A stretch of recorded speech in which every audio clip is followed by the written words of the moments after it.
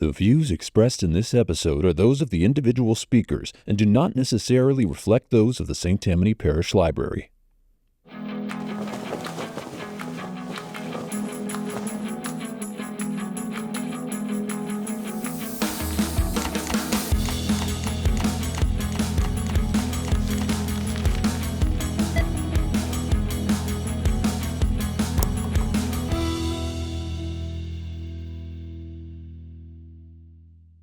Hello and welcome to another episode of Check It Out, the official podcast of the St. Tammany Parish Library.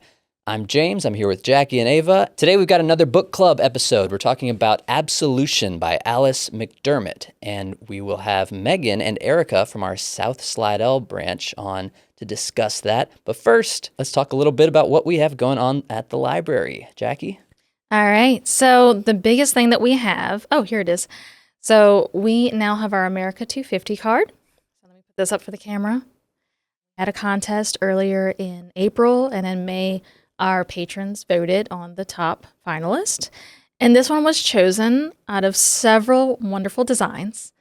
So right now, they are available at all our branches. We already have several people saying, hold one for me, or we cannot do holds on the card. They are on a first come, first served basis. But it's to celebrate America's 250th anniversary. And to find out about all the things we're doing for America 250, you can go to our website at sttamanylibrary.org/America250. So I can just go to any of the branches and ask about swapping my current card for no the cost. 250 card? So if you want to replace your card, if you're getting a new card, you can get the new design. But your number will change. Yeah, there is a little bit of a wait time between your digital.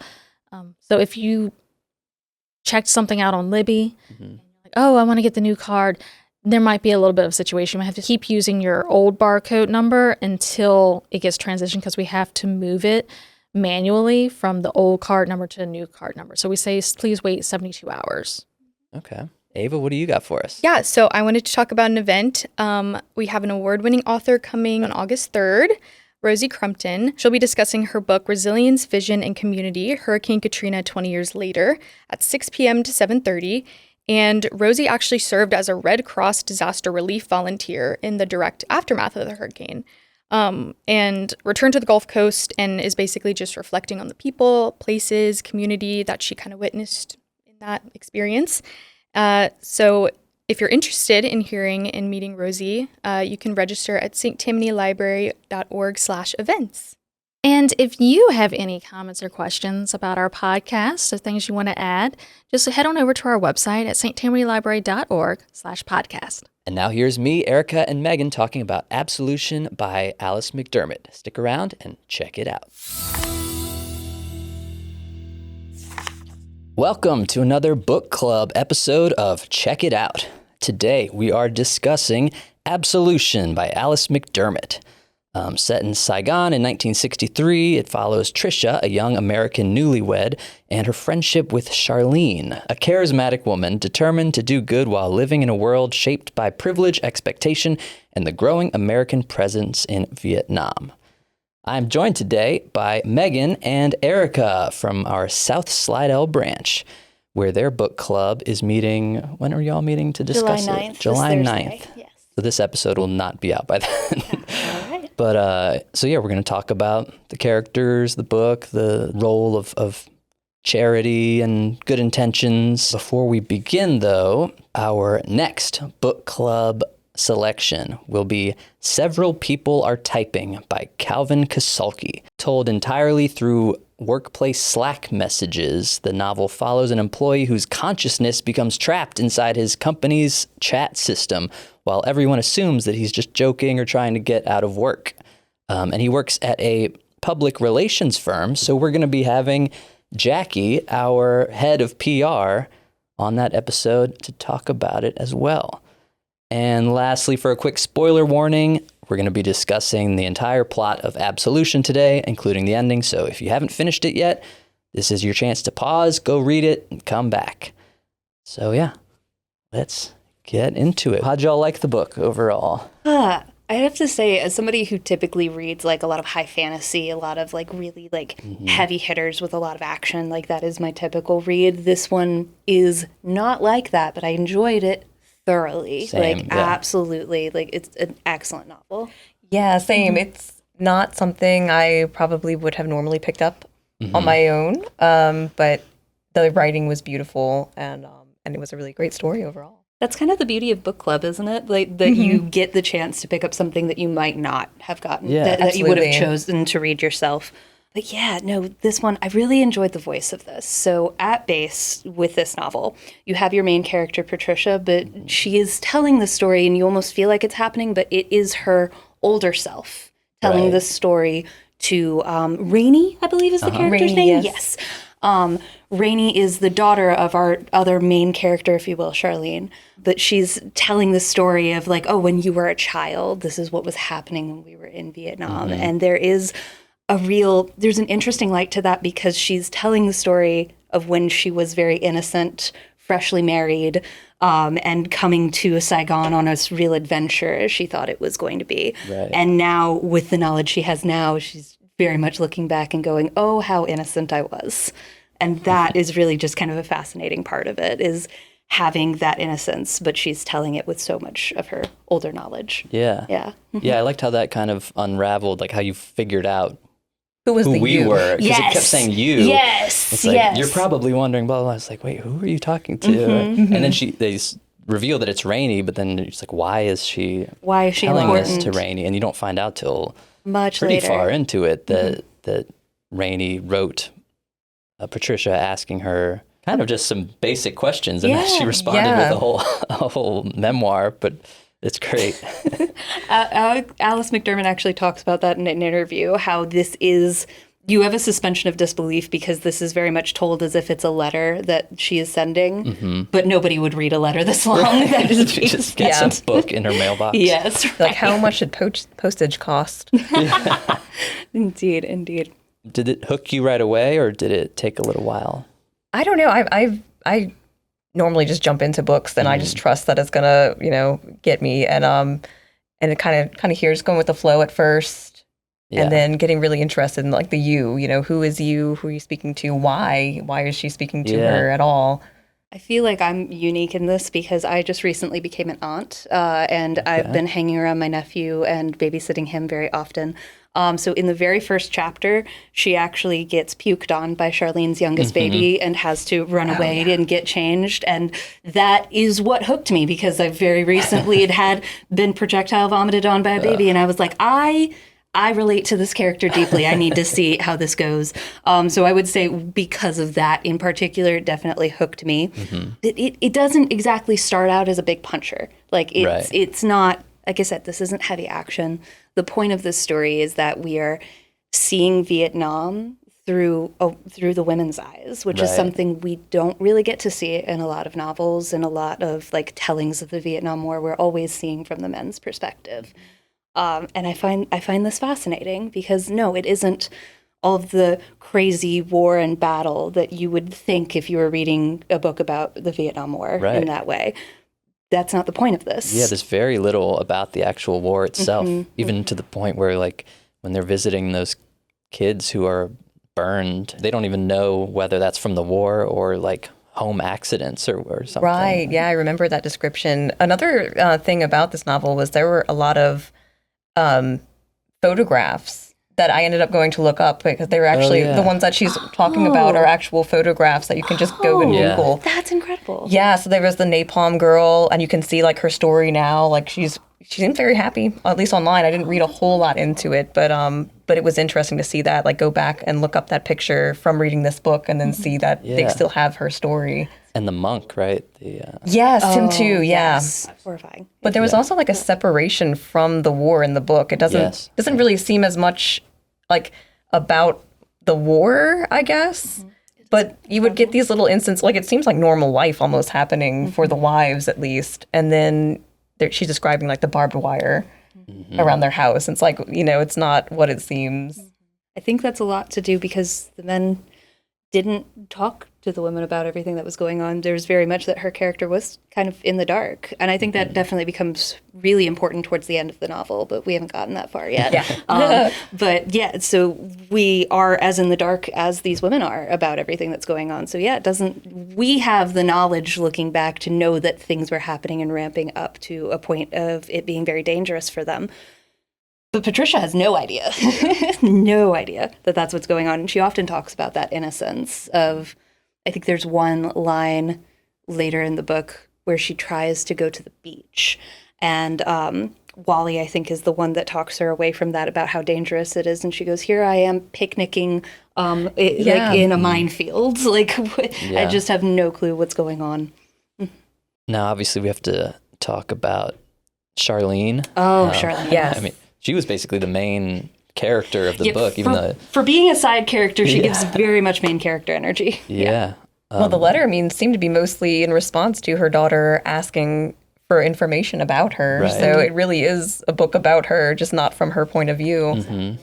I feel like when we meet Charlene, you have that, it's kind of memeable now, the idea of the introvert being adopted by an extrovert. Mm-hmm. That was very much the vibe I got from Charlene. She handed Patricia her baby puked on Patricia, and they ran away, and Charlene was just like, you know what? I like you. I'm going to keep you and involve you in all of my schemes and everything that I'm doing. Did your impression of her kind of change over? I mean, I know mine. It was constantly up and down. Like, I hate her. I like her. She's a very complicated character, and I also had a lot of like that back and forth.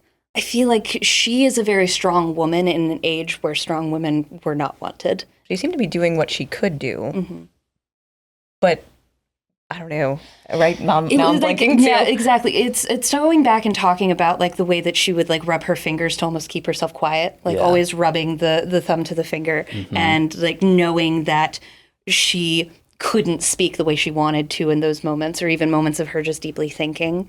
That she was very much a woman that had to force herself to be smaller in an era where like you couldn't be big.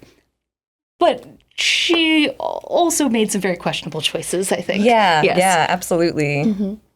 Yeah, making the Barbie dolls, the clothes, but she wasn't the one making them. It was someone else's servant. It just seemed very incongruous. You didn't have a choice. You like if she came up with a plan and you were a part of it, you didn't have a choice in that matter. Right. You were already a part of it and already working on it. Right. And she is like helping a lot of these people, like Lee or Lily, but then also she's paying her a tiny fraction of what she's making, which and not even calling her name. No. Lily, Lee, exactly. like it's so close. It's not even Lee is not a hard name to remember. Like we can't do it, Lily. No.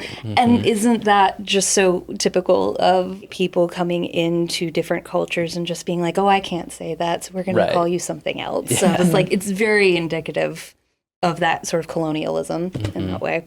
That's another thing about this book is seeing that from the women's side and how they are in many ways complicit while also doing what they truly believe is best and trying to help. I've seen online a lot that like Charlene's character is kind of supposed to be America. Like she wants to help clearly, but it's a very superficial type of help. Yeah. For the wrong reasons maybe, or just in the wrong way. I would definitely agree. That's a large theme in the book. Yeah. Why do you think Trisha is so drawn to her? I mean, you kind of said it's like the... Yeah, that introvert to extrovert. I think there is a part of her that does admire the fact that Charlene, like, has this sort of presence anytime she comes in the room, and she is in charge of everything, even when she technically has no part in it. So I think I think Patricia kind of admires that, wants to be a little like that, even though she's not. She, as she describes herself, is just a very shy girl. Right, and wanting to be is it helpmeet? Yes. She wants to be the helpmeet for her husband, so she might see Charlene as almost a mentor, but she's also kind of swept away in her schemes. Yeah, I was listening to the audiobook for that, so I had to like Google it. Like, are they saying help meet Like, Yeah. like That food, is- like pork or like meat. Like, No. Yeah, and I always wondered with that why they wouldn't go with helpmate. That sounds, but Yeah. yeah, no, the helpmeet Yeah. term is the term for these women whose their entire jobs was to support their husbands and be the crowning jewel in their husbands' crowns. Like their job was to run the dinner parties, run the garden parties, The social the aspect. social aspect, and have their little charities. That was actually hard for Trisha coming in. I remember reading how she was just a girl from Yonkers. She wasn't used to having servants and not having a house to take care of. And what was she supposed to do? Just lay around all day? So that even took Trisha some time to get accustomed to. But yeah, it's very interesting, especially when you get those scenes like where the women are actually like chatting and you're learning about the other things kind of going on. Marilee, who was like, your little scheme is, is whatever. Oh yes, Marilee. She's like, well, actually, we're going to go give them all clothes. So how about that? Like, oh yeah, Marilee. I just made up that scheme a second ago, and it was your idea, Trisha. So let's go. Charlene constantly putting ideas. It's like, this was your idea. It's like, no, it wasn't. Yeah, they're tired of hearing from me, so it's you now. speaking of schemes, the whole Saigon Barbie thing, that was kind of what sort of kicked it all off almost. I did read that. I think that was sort of based on a real thing, and I think Alice McDermott said that was one of the like seeds that this whole book idea came from. Yeah, that was not something I looked up. Yeah. I looked up all the pictures, but I didn't even think about that. Like, was this real? Yeah. I think it's interesting how it starts with Saigon Barbie, but it keeps like evolving because Charlene's scheme keeps evolving. But also that connection later on in the book where Rainey ends up moving in next to Dominic and is walking around the house and sees Saigon Barbie in his office and is just like, oh my gosh,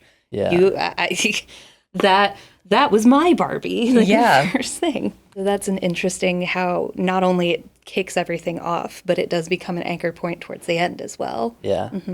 Yeah. What did we feel about Dominic? Probably one of the less complicated, morally characters in the book, I would say. I would agree, honestly. He kind of gave me hope about some of because a lot of the men in this book don't really live up to being what you would think of as good men.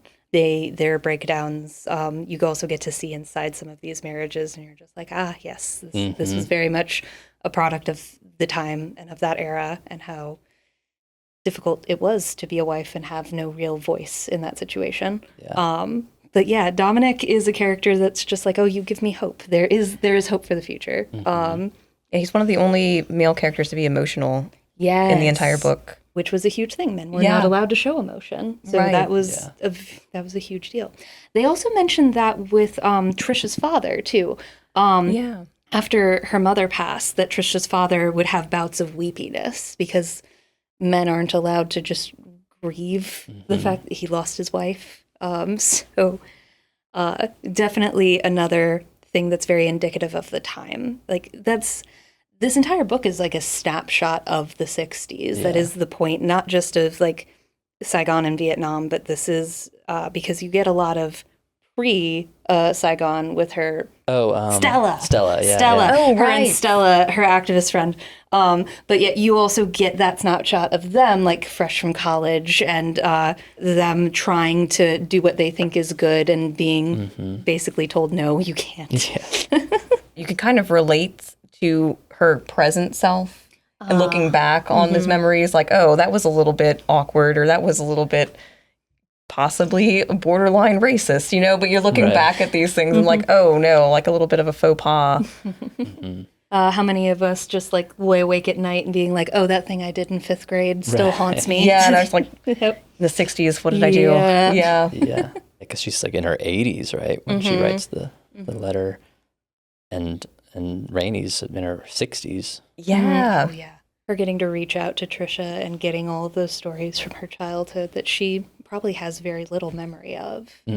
That's a fascinating thing. I feel like a lot of the book talks about like memory. And she'll even refer to be like, I don't know if I'm remembering this right, but I'm going to tell you how best I can remember it. Yeah, there was the thing you shared with the winnowing. Yes. Yeah. Yes, the winnowing of memories and things, how she wished she'd written more letters so that she would be able to remember things thoroughly. But And she didn't expect other people to keep the letters that she wrote her because she wouldn't keep every letter she's ever been given.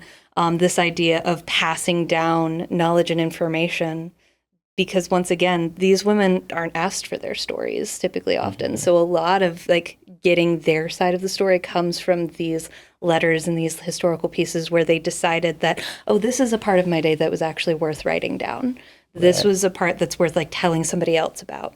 But not only do they have to decide to write that down and actually keep in remembrance, but then they send it to someone who also has to decide that that is something worthy of keeping and worthy of holding on to, that bit of memory. And eventually they pass, and that gets passed to someone else, and they're going through their parents' clothes, and all of these letters, what if this is actually worth keeping? So this history that is completely forgotten just because people have decided that it's not worth keeping. And as often women's voices are decided aren't worth listening to. So very, very cool. I love the way that Alice McDermott writes this book, and like all of these little thoughts and pieces that she's able to weave and put together. It's fascinating. Yeah. I do want to talk about all the stuff at the end. I don't know if that's skipping ahead too far. Yeah, I don't think so, because like I was not expecting a twist from this book. Right. Yeah, the gut punch. So I feel like before we talk about that, we have to talk about the fact that this book also deals with miscarriage and with trying to conceive and an inability to conceive and infertility. Which if you haven't read it yet and you're still watching, that's something that is worth knowing, because there are some more explicit scenes that go into detail of that. And if that's not something you're prepared for, I wouldn't recommend reading it. But it is a harrowing thing that so many women have to go through, way more than was ever talked about. And she talks about that specifically, how this unseen thing, we don't talk about miscarriages. So she's and she was going to enter this, I don't know, group of women like before she was a woman who could have children, and then now she's like, oh, now I'm one of the ones that had a miscarriage. But just because they didn't, I guess, talk about it or realize how much of a common experience that was for people. I would say that was a great moment for Charlene, actually. The way that she was able to, that is a moment where you were, exactly, because she has so many of these moments when you're just like, what is this woman doing? But the way she's able to be there for Patricia and help her grieve. Yeah, when the husband and doctor are just brushing the whole thing off, kind of. Oh, that was, as they're so wont to do. Yeah. So in dealing with that, Patricia deals with a miscarriage. There's even later in the novel where she believes she might have conceived again. But it turns out that no, I mean, she has another miscarriage. Yeah. And she does talk about later how she has a couple more before they eventually give her a hysterectomy. So she does not, and that is something that she craves so deeply, having a child, as many women do. Especially then, that was our whole jobs, was to get married and have children. She seems to talk about that too, where that's part of being the helpmeet for her husband is also taking care of children, having children. Yeah. And then I thought it was interesting that they brought in, Charlene mentions that she had a miscarriage too, but then they're also talking about, was it Jackie Kennedy? Yeah. Yes. I didn't even know that. Yeah. I didn't know that either. That was something to learn about. Was that true, what they said about how she found out, like, after the American public? Oh, I forgot about that part. That's crazy. Yes, that is completely true. They announced it on the news before telling her. Yeah. It was more than likely because she was sedated. But the idea that they couldn't just hold on to that information for a little bit, for a day, to let her not only come out of that sedation, but to tell her and let her come to terms with those news before the American people knew, is astonishing. But that was very much the nature of Jackie Kennedy's life. Her whole life was on display for the American people, and she was the first woman that was very beloved. And unfortunately, in being beloved, everyone wants to know what's going on with you. All your business. All your business. But yeah, I thought it was interesting specifically because miscarriage was not something that was talked about. Like, again, women gathering together in hushed tones could talk about those things, but to have it broadcast across America for everyone to know is astounding to me. Yeah. But to get back to Patricia, Patsy, Trisha, That was another fun thing, how she had never gone by Trisha in her life, but Charlene just dubbed her Trisha. Like, this is you now. And at some point she was like, it's been too long for me to say that I don't go by that, so I guess I'm Trisha now. Okay.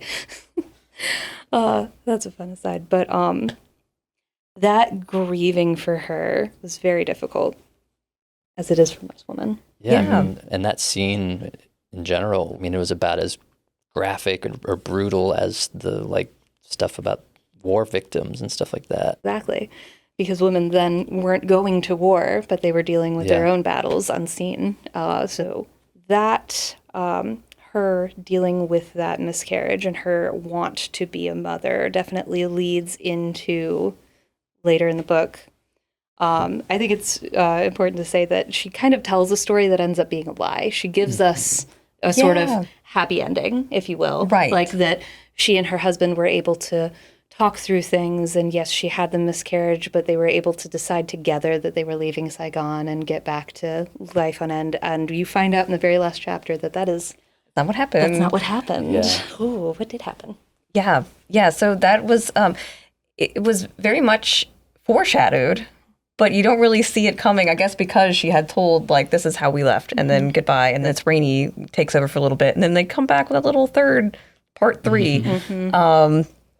But, you know, when there were several parts where they talked about, like, just airlift the children out.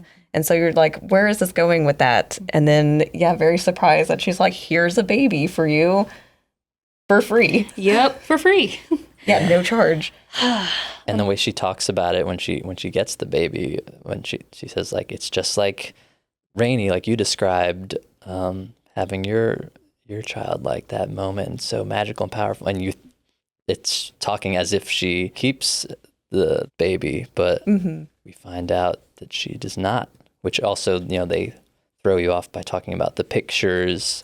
That Rainey saw. She's like, I saw some pictures from my mom's friends and letters and things, and there were Vietnamese children, one of whom I remember had a birthmark on her face, similar to the baby. Right, at least similar. I was like Trisha wondering at the end, I'm like, please don't be the same baby. Like, let her be up with her siblings who love her. There was a part of me that was expecting, like, oh, I guess she's lied about so much, because I feel like there's no way that she's going to give up this baby now that she has this chance. So which Charlene has completely orchestrated. Like the astonishment of like how much Charlene would have had to go through to just decide that a baby is going to make Trisha feel better.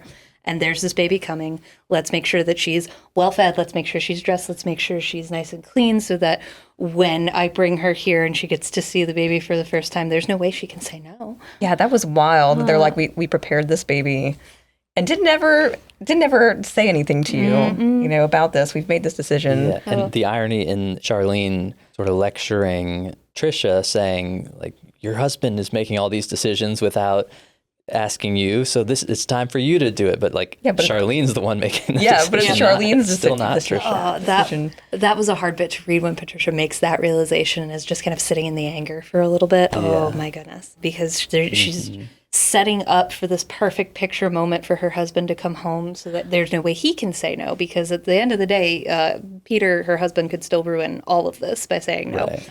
Yeah. And then all of the children who have followed her from the orphanage to just come up to the back gate and start banging and wailing, like, no, give us our sister back. Yeah. Speaking of Peter, I mean, he sucked, obviously, but I had to Google afterwards. I was like, wait, did we find out how he like died or what even happened to him after returning to America? But they kind of just don't talk about him, which, I mean, is valid, because he's not really worth talking about. There were a couple of people like that too, like Wally, or like that man that just showed up. I kept wondering, like, what was gonna, like, he was gonna come back, right? Right. No, especially that was one moment that I almost felt you kind of lost, because it felt like this buildup, and he had such like charisma in that moment, like the way that he would also command a room, and the way that he would talk to Charlene and to Patricia. I kept waiting for something more to happen, but he was just a man taking up more space than he needed to. Just a man there. Nameless man. Nameless doctor. Right. Oh, yeah, because she kept calling him different names. Because, like, I don't remember what his name was. Yes. They call him, like, the devil later, though, don't they? Yes, they do. They do. Yeah, there was him, and then Wally, and like Charlene's sister brings up after her funeral, like, oh, she could have, left y'all for this man. Yep. Right. And you're like, who could it have been? And then Dominic's like, could have been anybody. Yeah. And also the way he seemed sort of, they think they said he turned red or something like Yeah. that. Like, it made it Yeah. sound like it could have been him too. I think there's an idea that Charlene had the kind of presence that men enjoyed and that a lot of men were in love with her. But the way that he said it very much felt like he was admitting that he was in love with her in that moment. Right. Mm-hmm. But then she kissed Wally. It never comes back. Nope. Right. She was all like, I just saw that. Yep. All right, let's keep going. Let's keep going. Because that's not a part of her story. We are definitely like looking in on something we weren't supposed to see. And so you don't usually get more information in those situations. But yeah, I still was very much like, I need more. I need to know what happened more. to them? What happened to Wally? What happened to the devil? How did we get to this point that we're just seeing this kiss? Like what's been going on when Patricia hasn't been there? Oh. Yeah. But then the endings or the answers that we do get aren't always great either. Like Dominic's ending was pretty horrible. That was so sudden. That was so sudden and sad. He falls into a septic tank rescuing his son. Was it right after she talked to him? I don't know if I got confused. That's what I was trying to remember. I know we had the moment where they are plowing the driveway and her husband, we realize, is having kind of a break. Yeah. And we later find out that he has Alzheimer's Dementia. or dementia. And in that moment, she's dealing with that. But then I feel like it went right immediately into... Yeah, she went or am I out missing? she went out on her own. She was like, I don't want to spend the weekend with you. And she goes there. And then she finds Dom and Jamie. Yeah. And they have the rock. And Jamie gives her the rock. And then it felt like it was right after that. So I was like, was it the same day? Or was this like a look into the future, or just a time skip? Or just I happened forget soon? when she, because they said she like looked outside and saw the commotion. Yes, everybody's So I just like can't remember if that was bawling in in the morning tears. or what. It might have just been like the next day she looks out, because that is the thing about life and death. Like you could be gone tomorrow, but I feel like it's also just another point toward Dominic's character in that one in the 60s they have a son with Down syndrome, Jamie. This was later, right? I think This was late. Oh, this is like they kind of adopted him when they were older, it sounded like. Because they were going to say, like, no, this is a fostering situation, but they wanted him on their insurance. So they actually adopted. I thought there was going to be more with that. I do remember that because I think it mentioned that they were in like their 50s, I think, when they adopted. Okay. When they adopted him. That makes sense. Well, either way. But still. Yeah. But still, choosing to love the son of theirs, Jamie, I think it is Rainey's husband that makes a choice. Well, at least our children weren't like that. Yeah. And then you find out that it was their choice. Like this was not a child that they even brought into the world. Yeah. You know, got saddled with, as you will. Right. But like, they made the choice. And so then to make that final choice where, of course, like his son was in a dangerous situation, of course I'm going to save him. But yeah, that was gut punch as well. She really likes to do that. She really likes to just punch you in the gut with it. Like, guess what? Oof. Now he's dead. Now he's dead. Yeah. Yeah, one of the most moral people in the Yeah, because book. he and also has, like, had the that worst same ending. reaction to the hydrocephalus child Yeah. that the devil was talking about. It's like, talking about euthanasia, and that was when he really seemed to have that really emotional response. Yes. Was when he left. So yeah, he was one of the good ones, and then he's suddenly gone after the huge coincidence of moving next door to Rainey. Right. Life is like that, though. Small worlds. What do you think about the title and its significance? Like absolution, who's getting absolution, or does anyone get absolution? Does anyone get absolved? I don't think so. I don't think that's really what happened. I mean, maybe it's something everyone's trying for. Yeah. But in the end, even our actions are flawed. I'd have to agree. I feel like a part of it, when we get to Rainey's perspective and we're hearing that story, like you almost want Charlene to be absolved, because you can tell that Rainey is dealing with a lot with her mother's death. It's one of the reasons she reached out to Trisha is to almost like get to know her mother more. But at the end of the day, Charlene was still very much her own person and wasn't really going to change. Well, I think almost about the connection between the Saigon Barbies. Like it starts with that, and then they're dressing people, but then it's almost like a same like this adoption is almost its own production of like a you're not treating these children like human beings. Yeah. So then that ends up being the last thing we really see of Charlene is like, here, take this baby. I feel like it ties a bit to like the idea of trying to absolve America of like their role in the Vietnam War. And it doesn't really matter, I think, how much good or what we tried to do to fix. It's not something that can be fixed at that point. Yeah. And that is a bit of like learning to live with it. There was that phrase from it, was it Hebrew? Oh, yeah. Oh, I do have Yeah, that. I think that's... Tiko olam. And go forth and do likewise. I guess there's like just this idea of trying to fix the world. And no one's going to be able to do that by themselves. So, but it's not like it's not worth any effort. So it was interesting because you can see what they're doing. Their intentions, I guess, were good, but looking back, it's like, oh, that was probably not the greatest thing. Yeah. I really enjoyed the professor as a character, so I do have a little bit of that. And then the professor whispered, Tikum olam. He smiled at us all. An ancient midrash, he explained, you, Mr. Tanner, would know it. He told me it means repair the world. He gazed at Stella across the candlelight, a favorite student. The Jews know that everything God has created is in need of repair, flawed and imperfect, easy enough to live with when you're old like us. He went on, but when you're young, and he paused to run his hair over his bald palette, his flame of baby white hair. When you're young, it's fuel to the fire of a sympathetic heart. That speaks so hardly. Like when you are young, I feel like you have much more of a drive to want to fix everything. Like that I have this knowledge that the people before me just didn't quite know the way that I do. Right. I can see this in a light with my new young eyes that other people couldn't. And so I can be the movement for change. I can make those change. And I feel like Patricia very much feels that in her youth when she goes back and is talking about being in college, out of college with Stella.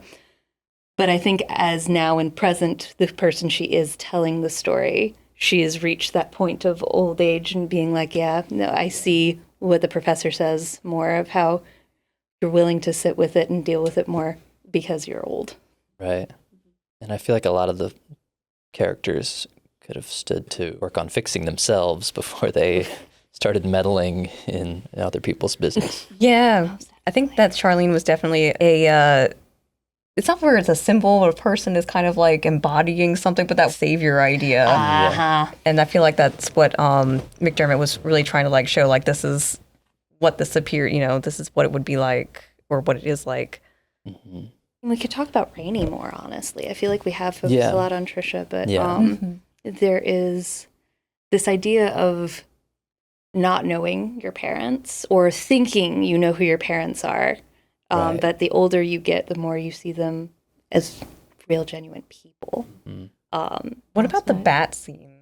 I keep thinking about that one where she wanted that room with the Juliet balcony. Yes. And the brother's like, no, I want that room. And they're like, well, he's the boy. He needs this room. And then he's too terrified of the bats. So they're like, it's fine if the daughter goes in and sleeps with the bats. Yeah. And then doesn't she like wake up in the night and her mom's just like sitting there staring at her in like, the dark. You good with the bats or something like that? I think that is also another sign of like womanhood in that. So like she is afraid of the bats and she's about to reach a point of screaming, and that's when she notices her mother kind of staring at her, looking, which just at base sounds terrifying. It does. Let's just start with that. But the point of it, in like the way that she's looking at her and giving her attention, is just like, yes, you're feeling this fear. But you can't do anything about it. You're Welcome going to to sit with womanhood. it. Yeah, there's like this generational I don't know, wisdom to it. Like, I know, like, she knew that she was going to be afraid of the bats, so that's why she's sitting there in the dark, creepily. Yeah. Because it's Smoking a cigarette or something. Yeah. you wanted this room from the start because of the cool balcony. You can't wimp out now that the bats are here. Yeah.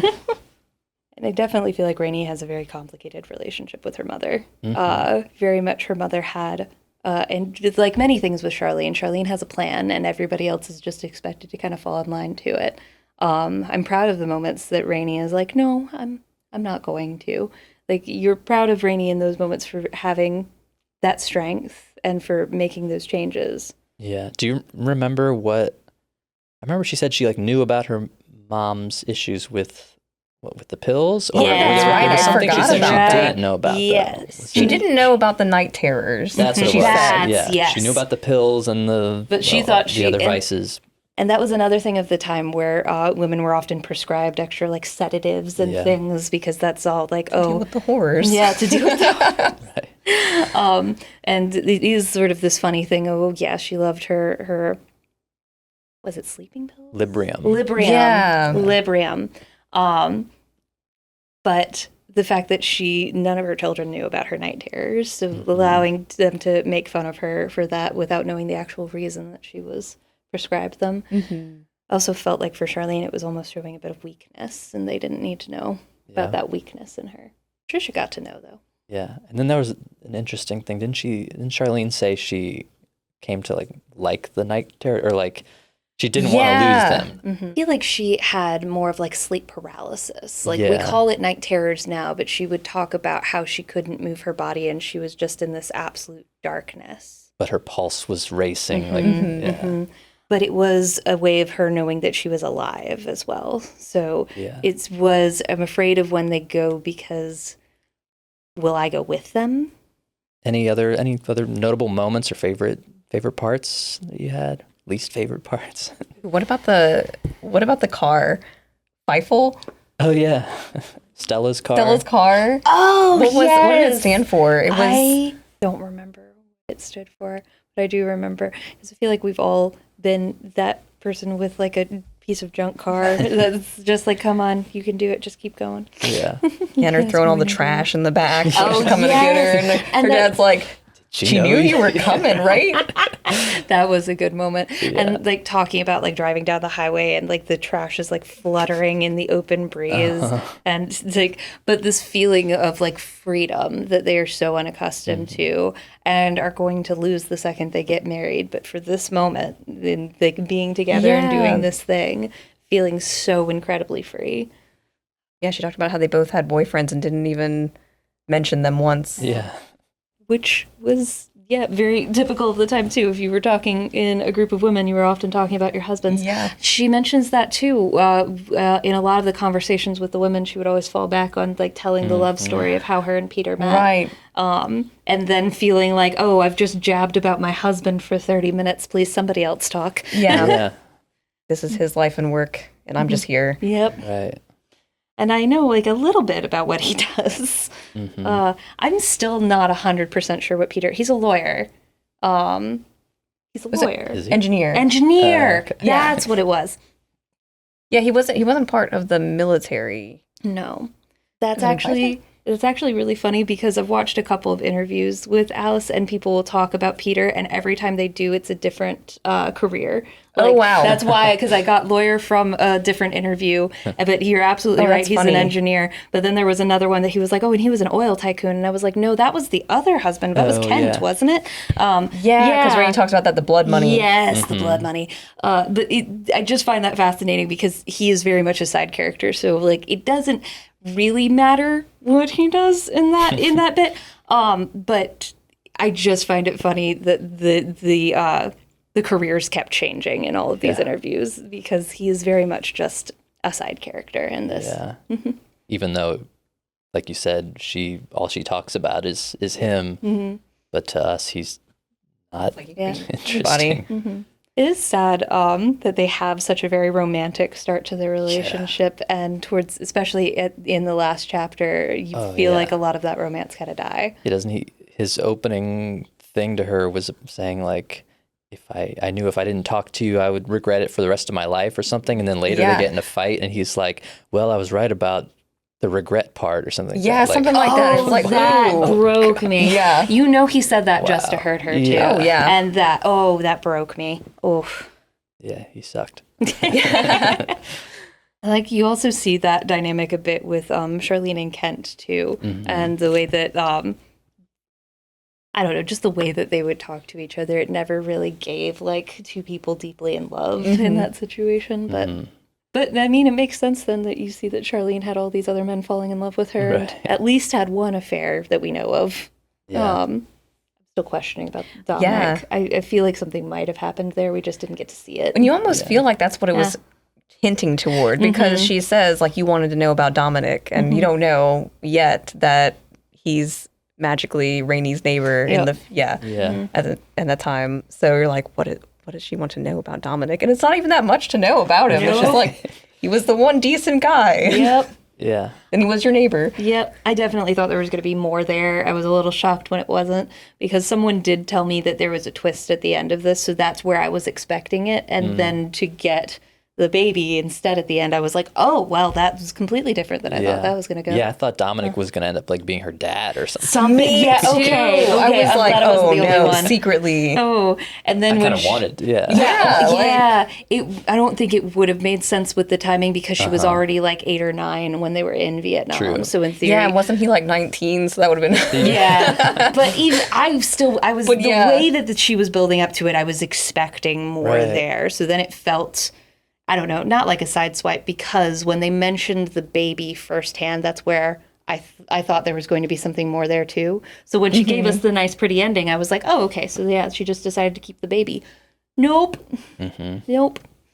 And I initially, when it came to that last chapter, I almost had an issue with it, because I don't always like it when authors directly lie to you. And that is what she did. She told you a false ending, and then came in with that last part 3 and was like, well, actually, this is what happened. Yeah.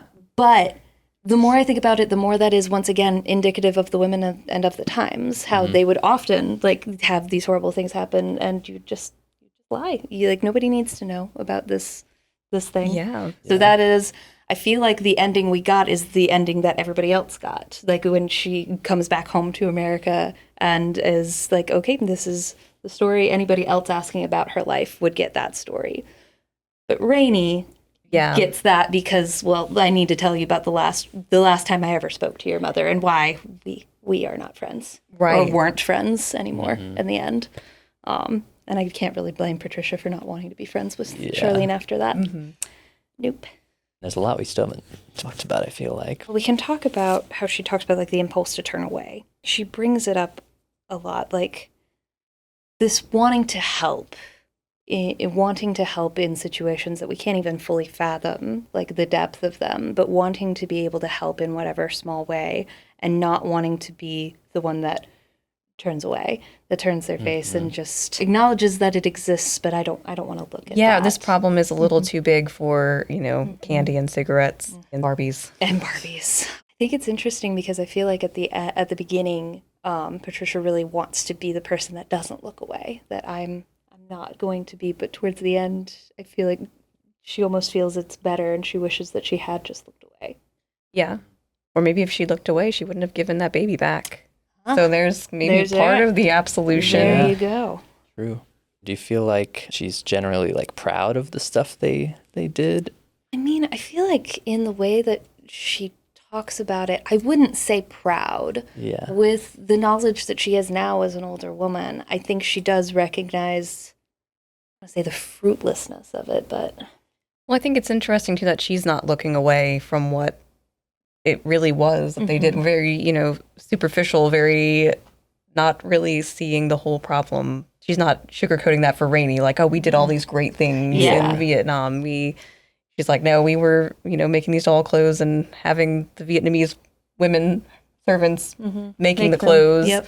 And like putting together gift baskets and bringing toys that Charlene's sister was able to send, and we still don't know exactly how she would get those things. So there's some questionableness behind like the actual even getting of the things that you're bringing, but there are those moments where they're with the leper colony and they are like excited and giddy to be getting measured for everything and all together. So you can believe that there are moments and pockets of good. Like they were trying. Yeah, and it wasn't for nothing, but it also wasn't, I guess, the heart of the issue. Yeah. It was definitely worth it, but not enough. Mm-hmm.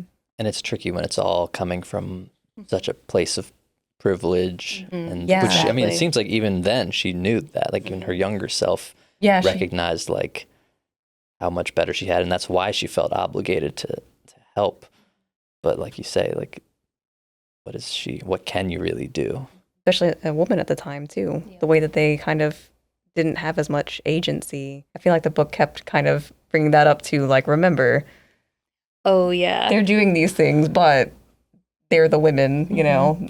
Yeah, she brings that up a lot, and like, or she'll make a note to be like, "Oh, and I'm sure like you can't even fathom what this is like, or you like women like this today, like might not completely understand what it was like, or I'm sure you think you could have done more, but this is what we were dealing with." Like these moments where she's kind of looking at Rainey and being like, "I need you to give me a little grace here," almost. And then there was that moment when they were stuck in the truck in the rain, when it got really dark, when she was like, like she had just been talking about how great it did feel to help measure the lepers and getting ready to make them clothes and whatnot, but then having these horrible thoughts about them. Which, what is this going to do if if I die now? If they, for nothing, and thinking of them as like monstrous or whatever she said, and I'm sure it's not coincidental that she's in the truck with the guy who she refers to as the devil, and then she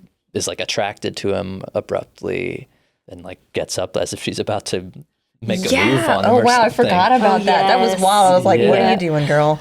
Oh, having a panic attack, I think, is what she was doing, if we're being honest. I think that was the moment where she, I think, fully realized the danger of the situation that they were in, and definitely was having this moment of, what are we even doing? She definitely thought she was about to die or something. She kept picturing like a grenade getting lobbed into the truck, but But really, they just had to sit and wait. Yeah. But in a strange area that she had never been to before, just like the fear in that moment of suddenly being aware of like, wait, this is dangerous. And something could happen. And like, what? Let me start questioning everything. I've definitely been there before where it's like something doesn't quite go the way that it's supposed to, and it creates this waterfall of me questioning everything I've done that's gotten me here. I can relate to that moment, but it was really, I really love McDermott and the way that she writes and the voice that she gave Patricia. Like that, I think, is the most fascinating part. Like her prose and the way that she is telling this story is something you can get lost in, that not every book can do. You can definitely get lost in. There was also just a lot of human moments, like real, like that you wouldn't so much think about. Like one of the ones that stood out to me was when the children followed her, and she was all like, they're crying at the gates and they're putting their hands through, and the one lady's like whipping them with a towel to try and get them to go away, and then she just opens the gate and she's like, and then that's just then get them water. They didn't expect to get what they wanted to get into this gate, so it calms everyone down, and it's like it does kind of happen. I like that happened at the end, because you have the moment closer to the beginning of the story when they're first walking through Saigon, and the sweetest, tiniest little girl comes up and like, she has that moment of the girl begging, and she actually gives her a little something, and then they all come out and swarm her. And like, you gave them money, and she's all like, yeah, I did. It's another moment of where we can't help them all. We don't have enough money to put in every single child's hand and every single person. And the way that Peter, her husband, like really is upset with her for this moment of pure weakness. How are you going to look at a small child like this and not want to try to help in that situation? Maybe that was, kind of foreshadowing. Well, and Charlene, like what she's doing, who wouldn't want to give them these things, but it's not going to be enough. Mm-hmm. Well, should we rate it? Ooh, rating. Oh, rating. Oh, Ooh. man. Are we doing 1 to 5 or 1 to 10? 1 to 5. 1 to 5, 5 being the best, 1 being the worst? Yeah. I would give this, I would give it a 4.5. Yeah, I would say somewhere in the 4 range. I'm not good at numbers like that. Yeah. When people ask me, I'm like, oh, no, not a number. I've just saved my 5s for the really. Yeah, definitely. But I did enjoy it for something that I don't think I would have read otherwise. Exactly. Same. It was definitely better than I was expecting, if I'm being 100%. I don't want to say I dreaded this when it first came up. That's not the case, but it definitely, putting a pause on what I was reading at the time to read this, I was just like, oh, I don't know if this is what I want to read right now. And it only took about a chapter for me to be like, okay, no, I'm enjoying this. Yes, 100%. So the way that it was able to suck me in, I would give it a solid 4.5. Yeah, it's really not what you expect from reading the summary. Right. Yeah, as someone who normally reads like fantasy, sci-fi stuff, if you'd told me that I would have enjoyed a book about women in the Vietnam War and Barbies and And Saigon Barbie. Yeah. Well, now I need to look up about the Saigon Barbie. Yeah, now I need to, I think that's the homework for us, is we're going to go look and see the Saigon Barbie and see how real that was. I'm very curious now. Well, thanks for joining me here today. Thank you so much. So tune in next time for Check It Out. Remember, our next book is going to be Several People Are Typing, if you want to join for that. If you have any questions about it that you want to submit to our podcast that we might address on air, you can go to sttamanylibrary.org/podcast. Catch us next time on Check It Out.